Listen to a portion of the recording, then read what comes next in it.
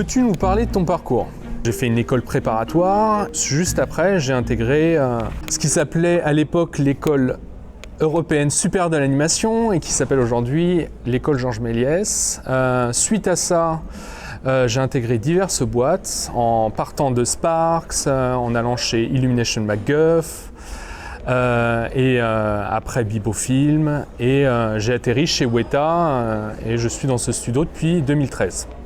En quoi consiste ton métier? Je suis caractère animateur ou animateur 3D, c'est-à-dire que je donne vie à des personnages en 3D. Quel est ton plus beau souvenir? Mon plus beau souvenir, on va dire professionnel, je pense que c'est French Roast, parce que c'était ma plus belle aventure professionnelle. J'ai eu la chance de travailler sur un personnage de A à Z, en le créant en 3D, et jusqu'à l'animation, jusqu'à fait de lui donner vie. Donc c'était vraiment, et puis en plus le projet a été nominé aux Oscars et c'était une super satisfaction de pouvoir travailler sur ce magnifique projet de court-métrage. Un conseil pour les jeunes, ça va faire 15 ans que je fais ce métier et que je me rends compte qu'au final il n'y a pas vraiment de secret et qu'on doit toujours s'appuyer sur des choses pour faire l'animation ou n'importe quoi, des choses qui viennent de la réalité, pour pouvoir permettre aux gens de croire à ce qu'on anime en fait.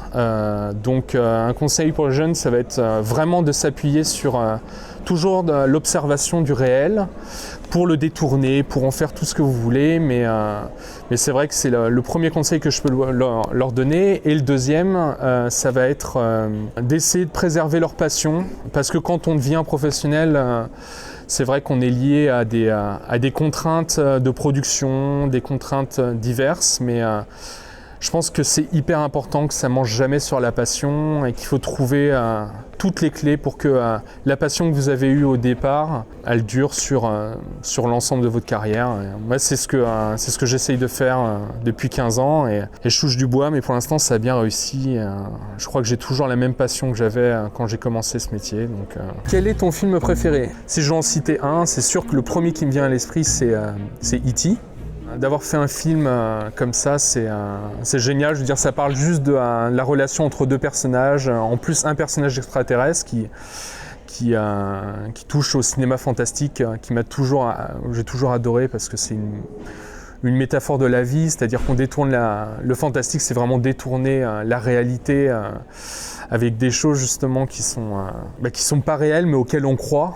Et au final, l'histoire, je la trouve bouleversante. Donc, moi, j'ai adoré ce film. Le fait de la relation de ces deux personnages, de Elliot et de E.T., je veux dire, ça m'a marqué à jamais. En plus, je l'ai vu à 3 ans, donc j'étais assez jeune et c'est vrai que ça m'a bouleversé. Ça me bouleverse toujours autant.